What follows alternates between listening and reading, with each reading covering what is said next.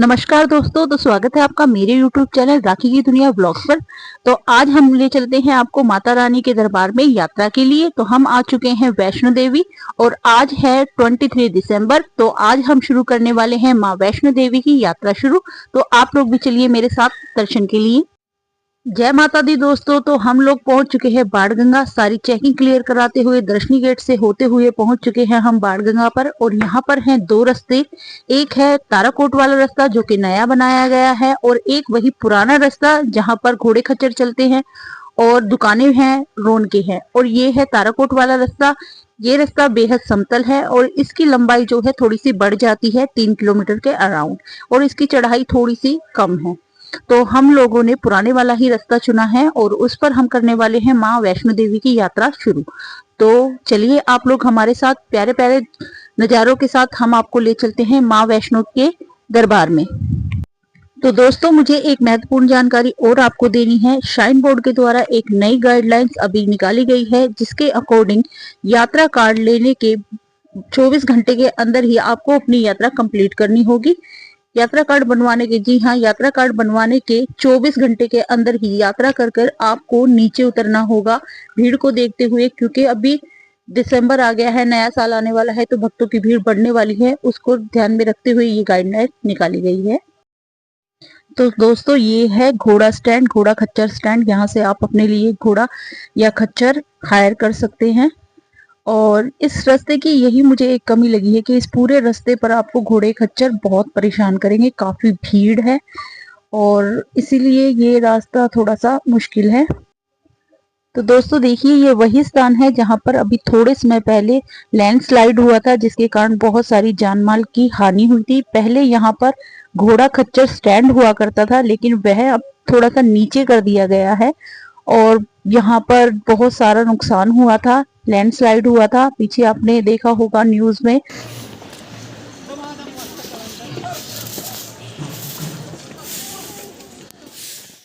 दोस्तों ये देखिए बहुत सारे डंडे। ये डंडे आपको यात्रा में बहुत जरूरी हैं, क्योंकि इन्हें लेकर आप आसानी से चढ़ाई कर सकते हैं। ऊंचाई के रास्ते पे इस टाइप का डंडा आपके हाथ में होना बहुत जरूरी है। तो हमने भी अपने लिए ये डंडे ले लिए हैं। ये 20 रुपए और 10 रुपए में इजीली आपको मिल जाता है। और इन लोगों का कहना है कि अगर आप 20 रुपए में ये डंडा हमसे लेके जाते हैं तो हम लोग आपसे 10 रुपए में इसको रिटर्न में ले लेंगे। तो हमने भी अपने लिए एक डंडा ले लिया है और चढ़ाई करना शुरू कर दिया है। तो आप भी मेरी यात्रा में मेरे साथ बने रहिए। मैं आपको सुंदर सुंदर नजारों के साथ ले चलती हूँ माता रानी के भवन में। तो चलिए दोस्तों। तो दोस्तों, आपको पूरे रास्ते पे इस टाइप की रौनक देखने को मिलेगी। दुकानें हैं जो जहां पर आपकी जरूरत का सारा सामान आपको मिल जाएगा, माता रानी की भेंट। और यहाँ पर फोटो खिंचवाने के लिए आपको इस टाइप की फोटो की दुकान भी मिलेंगी, जहाँ पर आप अपनी फोटो खिंचवा सकते हैं कश्मीरी ड्रेस में या सिंपल, या माता रानी के दरबार में जिस टाइप की फोटो खिंचवाते हैं वो फोटो भी आपको यहाँ पर खिंचवाने को मिल जाएगी। और रास्ता बहुत रौनक से भरा हुआ, काफी भीड़ भाड़ नहीं है, बहुत ठीक ठाक है। लेकिन घोड़ों खच्चर की, जैसे मैंने आपको बताया कि उसकी समस्या यहाँ पर है, और बंदरों का आतंक भी बहुत है यहाँ पर। तो आपको अपनी चीजों की खुद ही रखवाली करनी होगी। आप खाने पीने की जो भी चीज लेते हैं उसको आपको ध्यान से अपने हाथ में सेफली पकड़ना होगा, क्योंकि ये 1 मिनट का भी टाइम आपको नहीं देते हैं, छीन कर ले जाएंगे।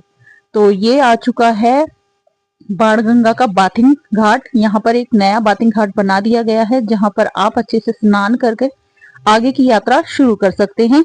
तो ये बाथिंग घाट अभी नया बनाया गया है और यहाँ पर बच्चों के मुंडन के लिए भी निशुल्क शॉप बनाई गई है, जहाँ पर आप अपने बच्चों के मुंडन करा सकते हैं। पानी बहुत साफ है यहाँ पर। बाथिंग घाट लेडीज और जेंट्स दोनों के अलग अलग कर दिए गए हैं। तो हम लोग होटल से ही अच्छे से स्नान करके आए थे, तो हमने यहाँ पर हाथ मुंह धो लिए हैं और आगे की यात्रा अपनी शुरू कर ली है।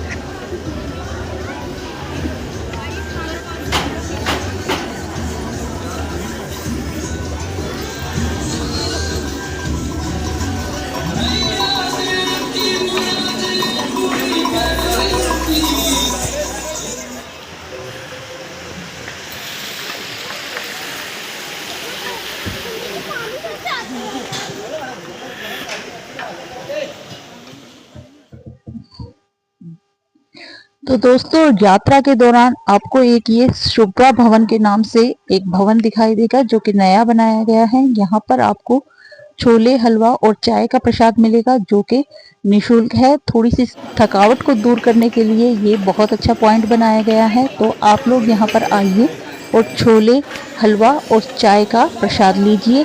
बैठकर यहाँ पर आप अच्छे से खा सकते हैं, थोड़ा सा आराम कर सकते हैं। और हम लोग भी लाइन में लग गए हैं। लाइन काफ़ी लंबी नहीं है, ठीक ठाक ही है। तो यहाँ पर आप प्रसाद लीजिए, बैठ के सीटिंग अच्छी से बनाई गई है, बैठ के प्रसाद लीजिए। ये देखिए मैंने भी प्रसाद ले लिया है। प्रसाद काफ़ी टेस्टी था, छोले हलवा और चाय गरम गरम। सर्दी में चाय मिल जाए और इससे अच्छा क्या ही मिल जाएगा आपको। तो आप लीजिए और अपनी यात्रा आगे कीजिए।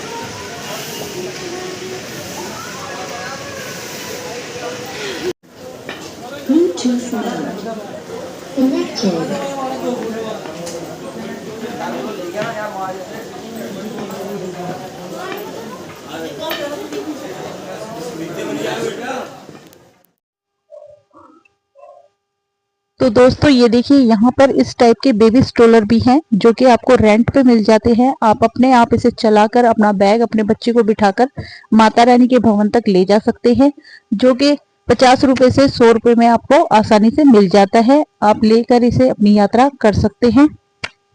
आगे आपको इस टाइप के स्ट्रोलर बग्गी वाले भी मिल जाएंगे जो कि आपके बच्चे को और आपके बैग को ऊपर इजीली ले जाते हैं, जिसका रेंट 500 रुपए होता है। आप चाहे तो इस टाइप का अपने आप ले जाने वाला स्ट्रोलर ले सकते हैं या फिर आप स्ट्रोलर पिट्ठू भी कर सकते हैं, आपकी चॉइस है। ये देखिए दोस्तों बकरिया, ये बकरिया भी हमारे साथ यात्रा पर निकली है। तो देखते हैं कौन पहले पहुंचता है, बकरिया या हम माता रानी के भवन पे। तो चलिए दोस्तों। और जहाँ पर बच्चों के मुंडन किए जाते हैं। जय माता दी, जय माता दी। जहाँ पर बड़ा बेटा कपड़ा बच्चों के मुंडन।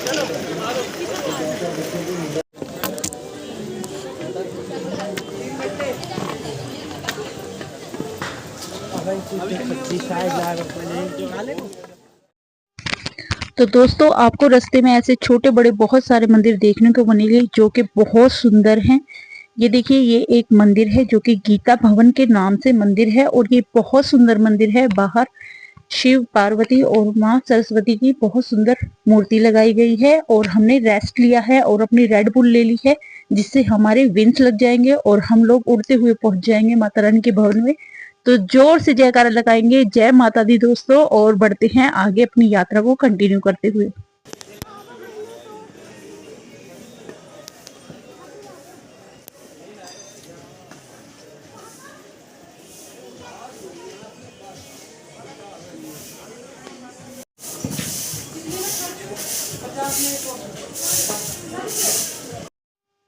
तो दोस्तों बात कर लेते हैं साफ सफाई की। तो साफ सफाई यहाँ काफी देखने को मिल रही है। बीच बीच में यहाँ पर सफाई की व्यवस्था बहुत अच्छी करी गई है, बीच बीच में सफाई अच्छे से कराई जा रही है। और बात करते हैं पानी की, तो पानी की बोतल अगर आप भूल भी गए हैं तो आपको टेंशन लेने की बिल्कुल भी जरूरत नहीं है।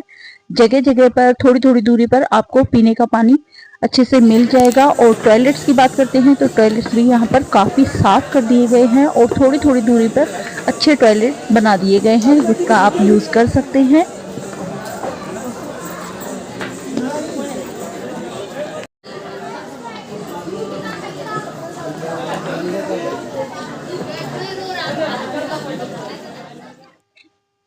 ये देखिए दोस्तों इतनी ऊंचाई पर आने के बाद मुझे यहाँ पर एक स्कूल दिखाई दिया है जो कि गवर्नमेंट मिडिल स्कूल है, यानी कि बच्चों को नीचे से इतनी ऊपर यहाँ स्कूल के लिए पढ़ने के लिए आना पड़ता होगा। कमाल है भाई, इतनी ऊंचाई पे स्कूल है और बच्चे यहाँ पर पढ़ने के लिए आते हैं। और ये रास्ते में मिली है मुझे एक गैया जो हमारे साथ जाने वाली है यात्रा के लिए। जय माता दी दोस्तों, तो हम लोग आ चुके हैं यहाँ पर चरण पादुका पर। तो इसका मतलब है हम अपने पहले पड़ाव पर आ चुके हैं। हमने एक सीढ़ी क्लियर कर ली है और अब हम माता रानी के भवन के थोड़े और पास आ गए हैं। ये है चरण पादुका, ये मंदिर है। यहाँ के दर्शन कर कर हम पहुंचेंगे माता के भवन की तरफ। तो चलिए दोस्तों अपनी यात्रा को कंटिन्यू करते हुए। तो दोस्तों मैं आपको अंदर के दर्शन नहीं करा पाई हूँ क्योंकि यहाँ पर कैमरा फोन अलाउड नहीं था, इसलिए मैं आपको अंदर के दर्शन नहीं करा पाई हूँ और अपनी यात्रा को कंटिन्यू करते हुए चल देते हैं। तो जोर से लगाइए जयकारा, जय माता दी। तो चरण पादुका मंदिर क्या है? चरण पादुका मंदिर वही स्थान है जहाँ पर माता रानी ने मुड़कर भैरव बाबा को देखा था और अपने चरणों की छाप छोड़ी थी। तो देखिए दोस्तों, हम चलते चलते पहुंच चुके हैं इतनी ऊंचाई पर जहाँ पर कटरा शहर दिखाई दे रहा है। पूरा कटरा शहर यहाँ से बेहद खूबसूरत दिखाई दे रहा है, वादियों के बीच, पहाड़ों के बीच, कितना सुंदर नजारा। ये देखिए दोस्तों, बोलिए जय माता दी।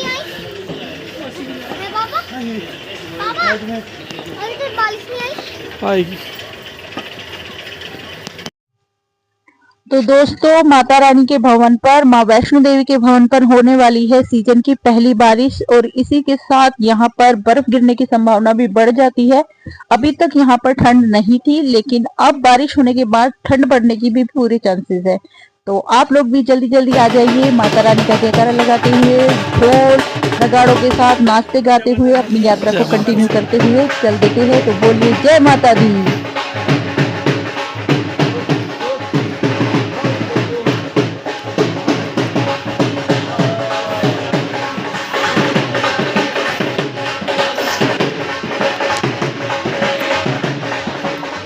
तो दोस्तों, यात्रा के दौरान आपको अपना लगेज कम ही रखना चाहिए, जिससे आपको यात्रा में असुविधा ना हो। जितना लगेज कम होगा उतनी चढ़ाई आप अच्छे से कर पाएंगे।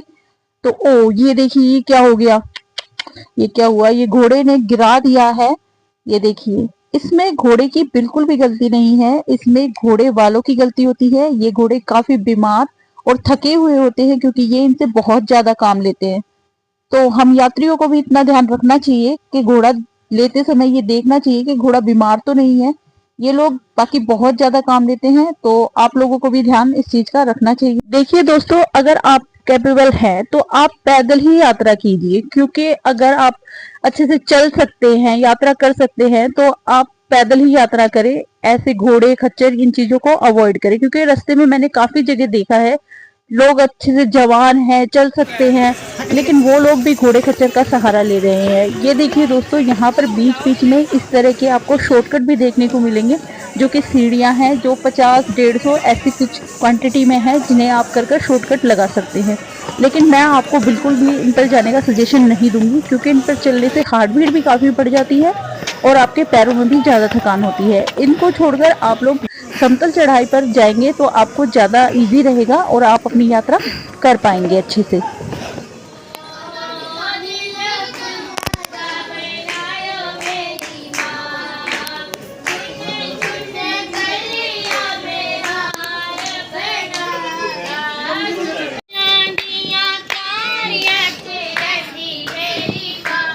तो मुंह छुपा लेती वीडियो के नाम पे। देख देख, मुंह तो छुपा रहे वीडियो। पैसे मिलेंगे।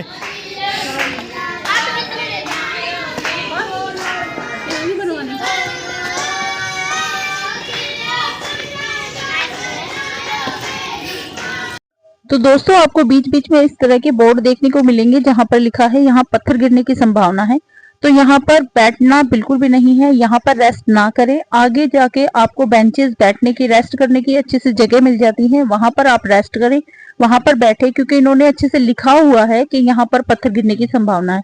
तो आप इसको अवॉइड करें और थोड़ा सा आगे बढ़कर आप बेंचेस पर बैठकर आराम करें, रेस्ट करें और फिर अपनी यात्रा को कंटिन्यू करें। तो दोस्तों, आपसे बातें करते करते हम लोग अपनी यात्रा के इस दूसरे पड़ाव पे आ चुके हैं, जो कि है अर्धकुंवारी। यानी कि हम आधा रास्ता क्लियर कर चुके हैं और आधा ही बचा है। हम लोग 6 किलोमीटर आगे आ चुके हैं और आगे भवन का रास्ता 6 किलोमीटर ही आगे बचा है। तो हम अपनी यात्रा को कंटिन्यू करते हुए, चलते हुए यहाँ पर थोड़ा सा रेस्ट कर लेते हैं। ये देखिए, ये बनाया गया है यहाँ पर रेस्ट रूम। आप यहाँ पर अपना बैग रखकर अच्छे से रेस्ट कर सकते हैं और इसके बाद अपनी यात्रा कंप्लीट कर सकते हैं। यहाँ पर आपको खाने पीने के स्टॉल भी बहुत सारे मिलेंगे, जैसे कि सागर रतन, बीकानेर, बहुत सारे रेस्टोरेंट यहाँ पर हैं जहाँ पर आप खाना खा सकते हैं, लंच कर सकते हैं, थोड़ा सा आराम कर कर अपनी यात्रा आगे बढ़ा सकते हैं। तो हम लोग भी यहाँ पर आ गए हैं और हम लोग भी यहाँ पर सागर रतन में डोसा ट्राई करने वाले हैं। देखते हैं दिल्ली जैसा डोसा यहाँ पर मिलता है या फिर कैसा है। तो हमने भी अपने लिए एक डोसा यहाँ पर ऑर्डर कर लिया है। देखते हैं डोसे का टेस्ट कैसा है। तो दोस्तों हमारा डोसा आ गया है और डोसा काफी टेस्टी है और चटनी का जो टेस्ट है वो बहुत ही यमी है, बहुत टेस्टी है, बिल्कुल दिल्ली जैसा ही टेस्ट है। ये देखिए दोस्तों। तो दोस्तों ये है अर्धकुंवारी का प्रांगण। यहाँ पर ये अर्धकुंवारी का प्रांगण है और यहाँ पर हमें एक यात्रा पर्ची बनवानी होती है, जिसके बाद हमें गर्भजून की यात्रा करनी होती है, गर्भजून में प्रवेश करना होता है। लेकिन यहाँ की लाइनें काफी लंबी लंबी होती है, तो आप लोग यहाँ से पर्ची लेकर अपनी यात्रा कंटिन्यू करें। अगर आपका नंबर 50 से कम आता है तो आप यहाँ पर इंतजार कर सकते हैं, नहीं तो आप अपनी पर्ची कटवा कर माँ वैष्णो देवी के भवन के दर्शन कर कर लौटते हुए रास्ते में फिर यहाँ पर अर्धकुंवारी की गुफा के दर्शन कर सकते हैं। ये आपके लिए काफी इजी हो जाएगा।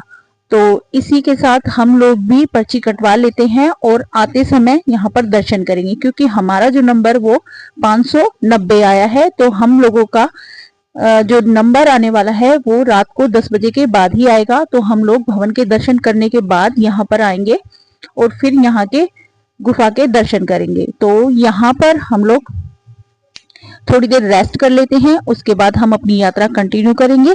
अर्धकुंवारी दोस्तों ये वही स्थान है जहां पर माता रानी ने 9 महीने विश्राम करा था और इसके बाद माता रानी ने ऊपर भवन पर प्रस्थान करा था। तो ये वही स्थान है दोस्तों। तो बात करते हैं मौसम की। तो मौसम यहाँ पर ठीक ठीक है। रास्ते में 3 बार बारिश हो चुकी है, लेकिन उसके बाद भी यहाँ पर ठंड बिल्कुल भी नहीं है। लेकिन जैसे कि मौसम की पहली बारिश यहाँ पर हो चुकी है, तो इसके बाद ठंड बढ़ने के पूरे चांसेस है। तो हम लोग भी अपनी यात्रा को कंटिन्यू करते हुए सुंदर नजारों के दर्शन करते हुए माता रानी के भवन की तरफ चल लेते हैं। तो आप लोग भी मेरे साथ बने रहिए और मेरे चैनल को सब्सक्राइब कर लीजिए और कमेंट कीजिए प्लीज।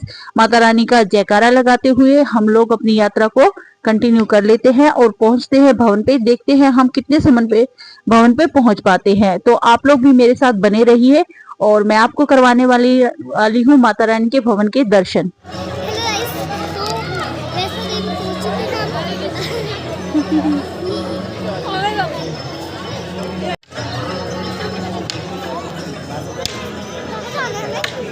ये कितनी तेज सूरज आ गया है। यहाँ पर पता ही नहीं चल रहा है यहाँ किस टाइम कैसा मौसम हो रहा है। कभी बहुत तेज सूरज जा रहा है और किसी टाइम यहाँ पर बादल आ जा रहा है, बहुत घना मौसम। ठीक है, अभी ज़्यादा ना गर्मी है ना सर्दी है, पर जैसे कि मैंने आपको बताया इस सीज़न की पहली बारिश हो चुकी है, तो काफ़ी आसार है कि अब बर्फ़ भी गिरने के चांसेस हैं। ठंड है नहीं वैसे यहाँ पर, बिल्कुल भी ठंड का कुछ ज़्यादा वो लग ही नहीं रहा। अभी इधर से बादल आ रहा है और फिर तो दोस्तों ये अर्धकुंवारी पर यहाँ पर ये एक गुफा बनाई गई है। ये देखिए, इससे निकलकर आप नया जो रास्ता बनाया गया है ताराकोट वाला, वहां से आप जा सकते हैं। यहाँ पर 2 रास्ते हैं, एक वही पुराने वाला रास्ता है जहां से काफी चढ़ाई है, और ये जो दूसरा नया रास्ता बनाया गया है ये ताराकोट वाला रास्ता है। इस गुफा से होते हुए हम ये नए रास्ते पर जा रहे हैं। अब यहाँ से हमने नया रास्ता ले लिया है, देखते हैं ये कैसा रहता है हमारे लिए। इससे निकलकर हम लोग नए रास्ते पर जाने वाले हैं, देखते हैं ये कैसा रहेगा हमारे लिए। तो ये रास्ता अभी काफी साफ सुथरा दिखाई दे रहा है। यहाँ पर आपको घोड़े, खच्चर, पालकी इस टाइप की चीजों से नहीं मिलना होगा। यहाँ पर आपको समतल ही चलना है। ये थोड़ी सी कम चढ़ाई है, लेकिन यहाँ पर आपको बैटरी कार मिलेगी। जी हाँ, बैटरी कार की भी टिकट आपको घर से ही करानी होगी, क्योंकि यहाँ पर बहुत लंबी लंबी लाइनें होती हैं, जिससे आप बैटरी कार की जो टिकट है वो नहीं कर पाएंगे। तो आप लोग अपनी टिकट जो है वो ऑनलाइन ही करवा कर यहाँ पर आए।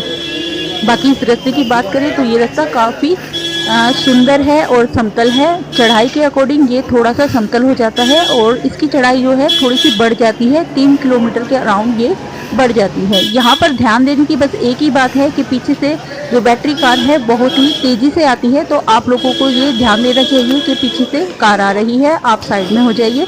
बाकी रास्ते में और किसी चीज़ की आपको दिक्कत देखने को नहीं मिलेगी।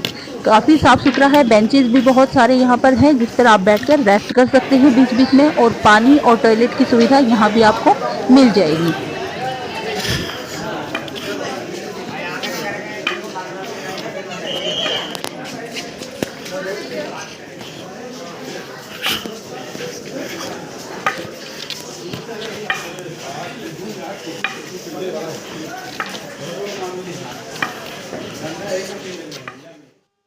जय माता दी दोस्तों। तो अब हम लोग पहुंच चुके हैं माता रानी के भवन के बहुत पास। ये पहले दर्शन हमें हो गए हैं भवन के, माता रानी के, और अब यहाँ से 500 मीटर ही सिर्फ रह गया है भवन। तो हम अपनी यात्रा कंटिन्यू कर लेते हैं। देखिए, ये प्रधानमंत्री द्वारा चलाई गई जन औषधि है, जहाँ पर आप अपनी दवाइयाँ ले सकते हैं, अपना चेकअप करा सकते हैं यदि आपका कोई हेल्थ से इशू है तो इसके बाद हम अपनी यात्रा कंटिन्यू करते हुए आगे बढ़ते हैं। ये है बैटरी कार स्टैंड, जहां पर आपको अर्धकुंवारी के बाद छोड़ा जाता है। इसके बाद आप लोगों को पैदल ही यात्रा करनी होती है। यहाँ पर आपको स्मार्ट लॉकर की भी सुविधा आप देखने को मिलेगी, जो कि ऑनलाइन है और 50 रुपए है। आप अपना सामान उसमें जमा करा सकते हैं। इसके बाद आप माता रानी के दर्शन कर सकते हैं। ये देखिए रोपवे, ये रोपवे है और ये भैरव बाबा की यात्रा के लिए यूज करी जाती है। इसको भी आप अपने घर से ही ऑनलाइन बुक कर सकते हैं, जिसको 100 रुपए में बुक किया जा सकता है। इसके 2 स्लॉट होते हैं, एक सुबह का, एक शाम का। जो स्लॉट 4 बजे का होता है वो स्लॉट लास्ट होता है। इसके बाद कोई भी स्लॉट नहीं है। इसके बाद आपको पैदल ही यात्रा करनी होगी भैरव बाबा की, या फिर आप घोड़े खच्चर का सहारा ले सकते हैं। और हमने भी अपना सामान यहाँ जमा करा दिया है स्मार्ट लॉकर में, और इसके बाद हम लोग चेकिंग करवाते हुए माता रानी के दर्शन करेंगे। तो आप लोग भी ये देखिए माता रानी के दर्शन कर लीजिए मेरे साथ। और ये देखिए, ये है पार्वती भवन, और पार्वती भवन में भी आपको लॉकर की सुविधा मिल जाएगी। अगर आप ऑनलाइन लॉकर की सुविधा, स्मार्ट लॉकर की सुविधा नहीं लेना चाहते हैं तो आप ये वाली सुविधा ले लीजिए और इसमें अपना सामान बुक करा दीजिए, और इसके बाद आप माता रानी के दर्शन कर लीजिए। तो दोस्तों, माता रानी के दर्शन हमारे हो गए हैं। जय माता दी दोस्तों। तो दर्शन बहुत प्यारे हुए, बहुत अच्छा लगा। तो आप लोग भी आ जाइए, माँ वैष्णो देवी और माता रानी के पावन दर्शन कर लीजिए।